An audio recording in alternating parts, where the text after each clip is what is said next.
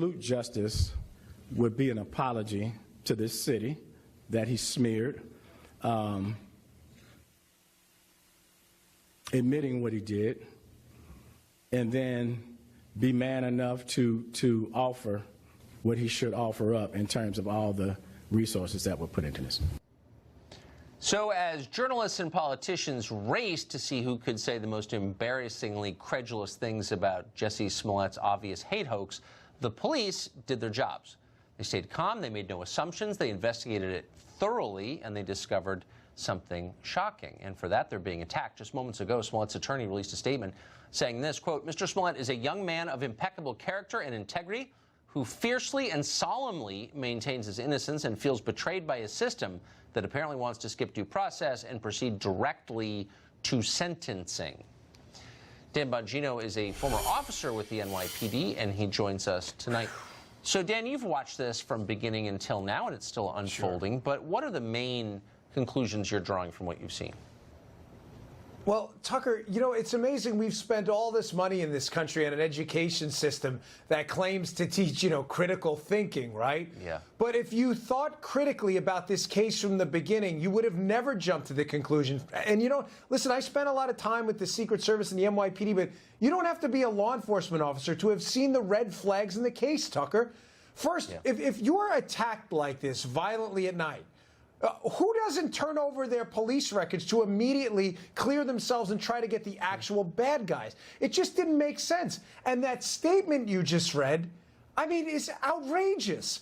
He's not entitled to due process. Tucker, he was given every single benefit by the media, by everyone else. The benefits, by the way, you and I would have been questioned about this vigorously from the beginning. And now he's claiming somehow that he's a martyr in this? Listen, of course you're presumed innocent. I get that.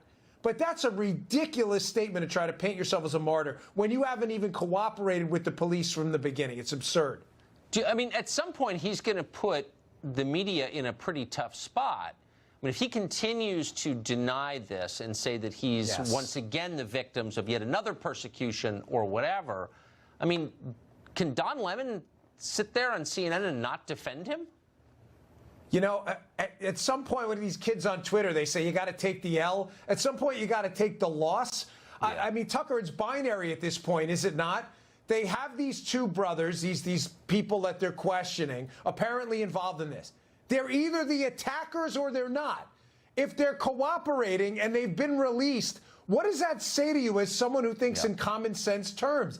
They're either the attackers or they're not. They've been released. Clearly, there's something wrong with this case, and it appears that when you take it all and you look at it, that Smollett's the guy who's not been clear, open, and honest here. I just don't understand how we're sort of eliding over what this guy really did, which is use racial stereotypes to attack fellow Americans, and no one's kind of saying that. I'm not really sure why.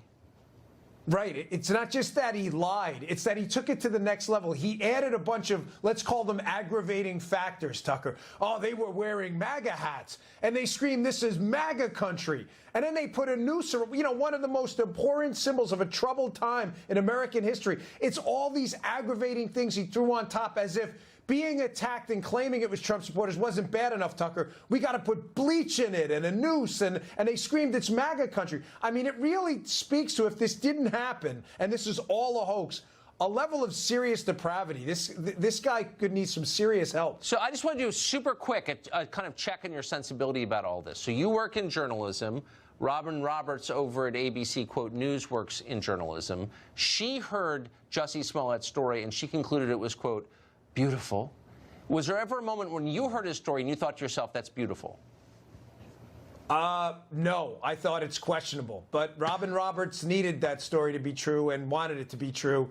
And it's clear from the questioning. There was not one critical question asked of a guy who had a very suspect story. It's a real shame, and it's a stain on journalism. Yeah, that's nicely put. Dan Bongino, great to see you. Thank you. Good to see you too, Tucker. See you next week.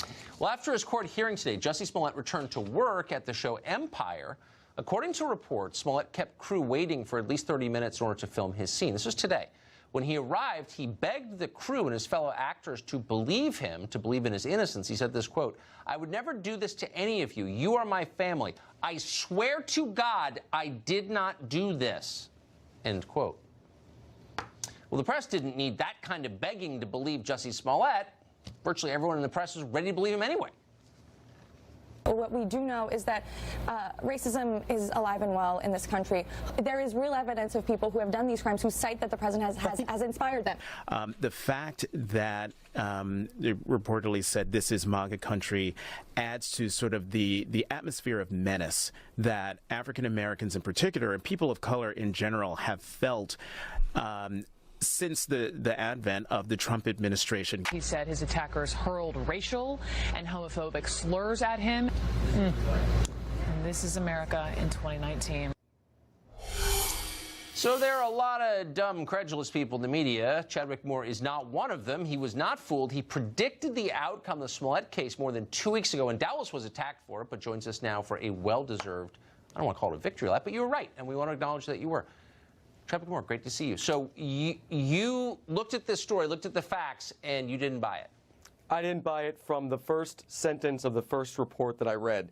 And it wasn't even just MAGA country, which made me laugh out loud. And I think a lot of people, because what Trump supporter would say that, everyone knew that was fake. Exactly. My first question when I read the story was, I thought, what was the weather last night in Chicago? Looked it up, and it was -20 with the wind chill. That was the first thing that tipped me off. That like something isn't right here. Now we expect our that is the most simple question to ask. Yeah. We expect our journalists to be able to. That would be the most basic thing I would look up. None of them did it. And now what we see with the media is they are legitimately gaslighting the American public and saying, no, we handled this very, very well. We were very fair. They're saying a lot of celebrities and activists on Twitter ran with it, and you're confusing us with them. No, you can certifiably look up Washington Post, ABC News, NBC News, the Associated Press, The Guardian. You can go on forever.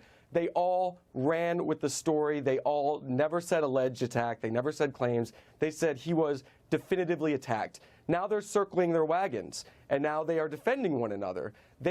I've never seen a journalist ever have true remorse, ever go through a period of, or very rarely, a period of self-reflection.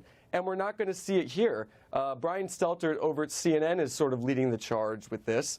It's about they're continuing to protect their own, protect their industry, and they just simply do not care about the truth. They do not care about being anything but activists at this point. No, I think that's absolutely right. What's interesting is that there doesn't seem to be any penalty in this deeply corrupt business of journalism for getting it wrong in one direction. But if you had come out in public 2 weeks ago, I had doubts myself about this story. It seemed obviously like there were at least holes in it. I was afraid to express those doubts in public. It's not worth it, actually. There would have been massive penalty for doubting this in public, and yet isn't our job supposed to be skepticism? Exactly, and I sort of thought the same thing. I said, if I'm wrong, this could really be a big hit to my career. Yeah. I was just so convinced that I wasn't. Nothing about it made sense. Meanwhile, at the time when a few brave people were actually expressing skepticism, they were called conspiracy theorists by the media. They were maligned and they were treated like kooks. And it turns out they were right all along. The media will just move on. They don't care. I mean, they are really the propagators of all this. They are the reason why Jussie Smollett felt like he could get away with this, because he knew they would be on his side, because they've created this fake narrative of armies of racist Trump supporters marching around and assaulting people. So why would he think that he wouldn't get away with it? No, it's a good point. And you of all people know what it's like to be inside journalism and take a view that is not considered acceptable. You came out in favor of Donald Trump and had people basically try to destroy your life. Exactly, and that a lot of happened. We just saw recently that reporter, I believe she was from CBS News, who came out and Laura Logan. Yes, yeah, that's right, and deflected. And there's another case recently. It's so rare to see this, but another case, I believe it was an NPR chief who did a similar thing. It's almost like when these journalists actually seek out the truth and actually try to get to know these boogeymen Trump supporters, they almost seem to always deflect afterwards, and they sort of tend to see the horrors that are happening in their industry. You know, journalists are they couldn't be more disconnected. I think that the Democrat politicians who ran with this story from day one are genuinely corrupt, and they're smart enough to see the holes in it. That's for sure. Yeah, and the journalists who ran with it, some I'm sure, but I think it was mainly a case of profound stupidity.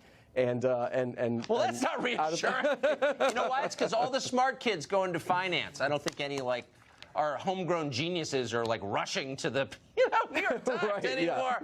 Yeah. Chad McMoore, great to see you. Always a pleasure. Thank you.